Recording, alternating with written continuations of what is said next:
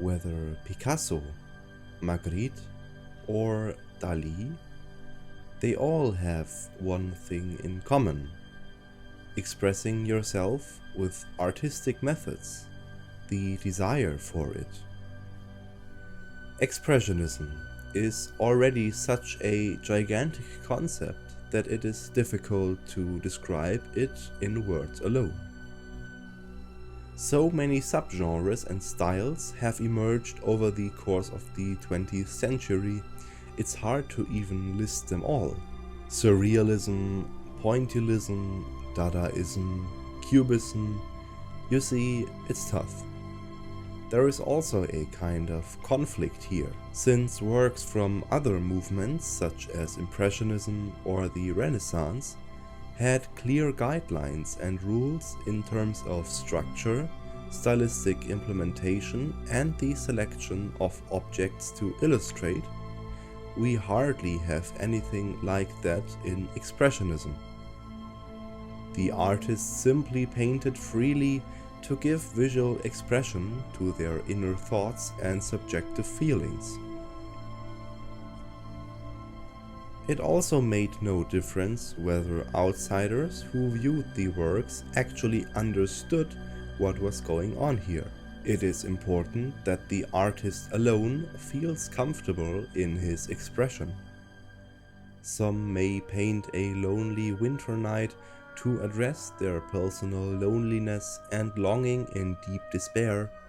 Others deal with their personal relations to abstract objects and forms. No matter what Expressionism may be, it cannot be accused of monotony. Despite all this, however, there is a certain dichotomy. The so-called rest realism of the previous movement, Impressionism, can be traced back to the beginning of the Expressionist movement before painters like Kandinsky or even Pollock completely broke these rules.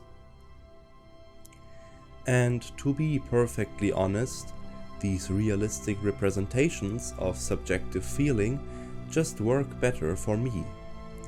By creating an anchor in real objects, the artist can also build up a stronger relation with the viewer. The viewer already knows a dark winter forest enriched with starlight. And because Munch tries here, or also here, to give his phases of depression a face, the viewer can find appeal in the equally threatening, lonely and deserted winter landscape.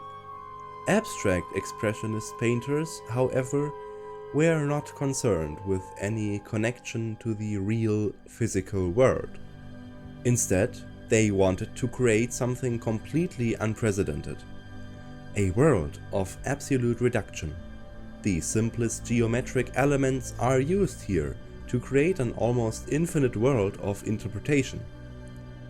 What exactly do these lines, these dots, this emptiness mean in the overall context of the painting?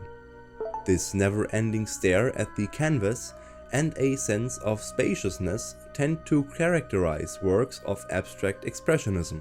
At the same time, the creators of those works still wanted to bring their true feelings and cognitions to the canvas. Intense red stands for anger, grief or passion, cool blue tones for contemplation, relaxation and the exotic. Never before that, the personal feelings of the artist were held in such high value. And now, coming back to the title of this video, what exactly is Expressionism really trying to tell us? Well, what the artist feels, what he thinks, how he lives, what he does is of course only one side of the coin. The other is your personal feeling, your interpretation. Because what would art be without the subjective observer, who might perceive something completely different in the works of the great Expressionists, as Munch during one of his many phases of depression, as Kandinsky, fascinated by the painted patterns on the drums of the Komi, as Magritte, thinking about things behind the things, begins to paint. Hello everyone, thank you very much for watching. The Expressionists have fascinated me for a very long time, and the urge to make a video about them grew enormously. Because I have a lot of exams to deal with in the next few weeks, it will probably not be possible to make one video a week. But maybe it is, because with a well thought out time management that shouldn't be a problem. Well, see you most likely next Friday. And oh yeah, don't forget to subscribe to this channel so you never miss a video.